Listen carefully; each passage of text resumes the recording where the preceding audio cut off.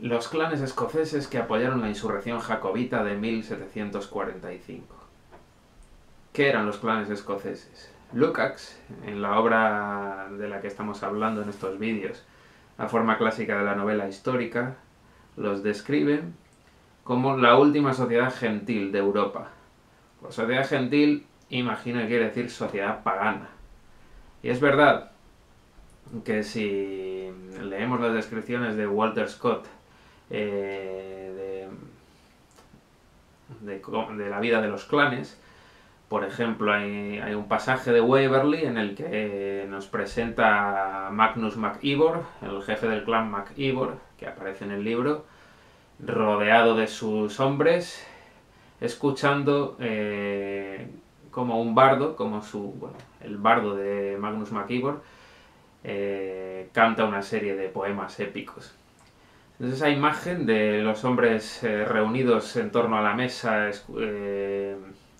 de su señor, del jefe del clan, el jefe de los guerreros, escuchando las declamaciones del bardo, pues es algo que a lo mejor si nos vamos 1000 años atrás, estamos en el siglo XVIII, si nos vamos 1000 años atrás, hacia el siglo VIII, podemos encontrar la misma escena, por ejemplo, en Escandinavia. Podemos imaginarnos a uno de los reyes Uglingar, los reyes míticos de Suecia, junto a sus guerreros, escuchando como un poeta, un escalda, declama sus poemas y canta las hazañas del pasado.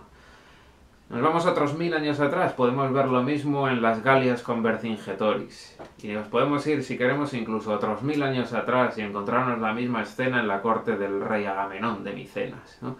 Entonces los clanes escoceses tienen una serie de costumbres y estructura social que nos llevan a la esencia más antigua de Europa, de los pueblos de Europa. Entre otras cosas, los jefes de clan todavía en el siglo XVIII pues tenían, aun estando dentro del Estado británico, tenían derecho a administrar justicia en su territorio. Tenían una serie de prerrogativas jurídicas muy amplias en el territorio de su clan. Las tierras de los clanes eran una especie de propiedad colectiva del clan, eran tierras comunales del clan. Y vamos a ver cómo eso va a cambiar precisamente a raíz de la derrota de esta insurrección jacobita de 1745. En las novelas de Walter Scott, no solo en la de Waverley, sino en otras como Rob Roy, pues muestra la crisis de la sociedad de los clanes de las tierras altas, ¿no? Y como el avance de la sociedad capitalista, digamos, pone en peligro la forma de vida de la existencia de estos clanes.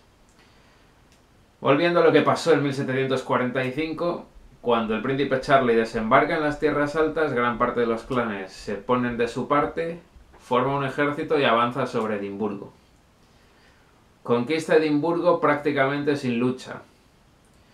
Hay una anécdota muy curiosa de la entrada del ejército del príncipe Charlie en Edimburgo, en la que pues, los burgueses de la ciudad, dirigidos por un profesor de matemáticas de la Universidad de Edimburgo, pues forman una milicia para defender Edimburgo. Y van desfilando desde el castillo de Edimburgo por la Royal Mile. El que haya estado en Edimburgo pues sabrá muy bien de la calle a la que me refiero. Entonces van bajando por la Royal Mile, es una calle en pendiente, y de repente los que iban en cabeza miran hacia atrás y se dan cuenta de que no hay nadie detrás de ellos. Todos los voluntarios de la burguesía de Edimburgo que habían decidido tomar las armas, pues se lo piensan mejor durante el desfile y se van metiendo por las calles laterales hasta dejar solo a los que iban en cabeza en el desfile. Entonces las tropas de las tierras altas escocesas entran en Edimburgo sin resistencia, luego van a derrotar al ejército regular británico en varias ocasiones. La temible carga de los Highlanders destroza completamente las líneas de las tropas inglesas y van a penetrar en Inglaterra y se van a acercar a Londres.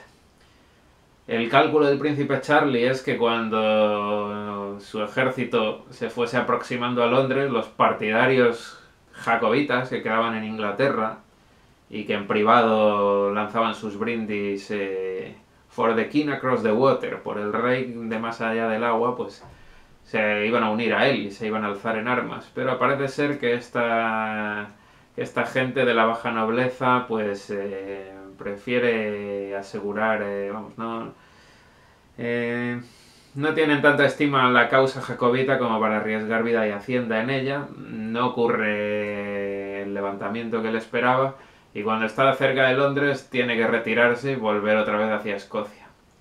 Finalmente va a ser derrotado en la batalla de Coulding, en el norte de Escocia, por un gran ejército británico y va a huir con ayuda de una mujer llamada Flora, que lo va a embarcar de incógnito en un barco y va a huir. Al final va a volver a Roma, acabar como empezó.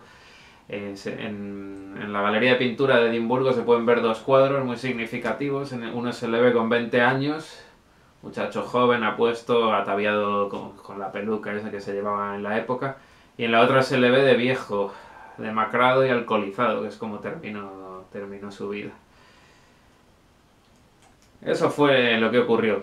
Ese fue el fracaso del último intento de restauración de los Stuart. ¿Cuáles fueron las consecuencias sociales para los clanes escoceses de esta derrota?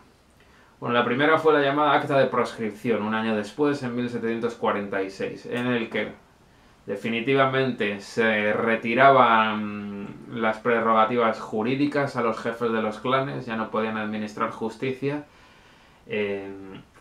Se ordenaba desarmar a los clanes, se requisaron muchísimas espadas, porque claro, los hombres de los clanes estaban armados, tenían sus espadas, sus pistolas, sus escudos.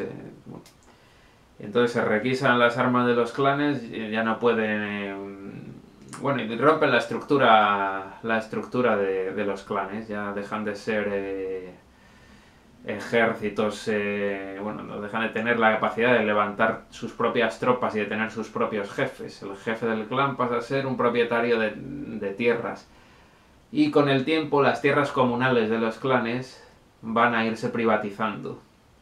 Y quienes las compren, en vez de cuando la población de los clanes vivía allí, son tierras poco fértiles, las tierras altas escocesas, y se llevaba a cabo una agricultura de subsistencia que era lo justo para mantener una creciente población. Cuando esas tierras se privaticen, lo que va a ocurrir es que la gran mayoría de quienes en ellas vivían van a ser expulsados de sus tierras, se van a tener que ir a América, y esas tierras van a dedicarse al cultivo, a la agricultura de ovejas, con el objetivo de exportar lana para la creciente industria textil en Inglaterra. Es el siglo XVIII, entonces estamos en plena revolución industrial. La industria textil es muy importante.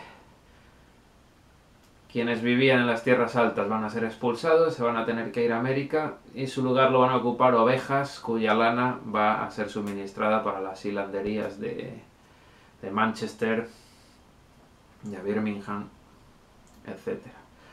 Este proceso de expulsión de la población gaélica de las tierras altas es lo que se conoce como las clearances en inglés, y en gaélico utilizan una expresión para describir esto que es el Fuadag nan Gaedheal, que significa la expulsión de los gaélicos.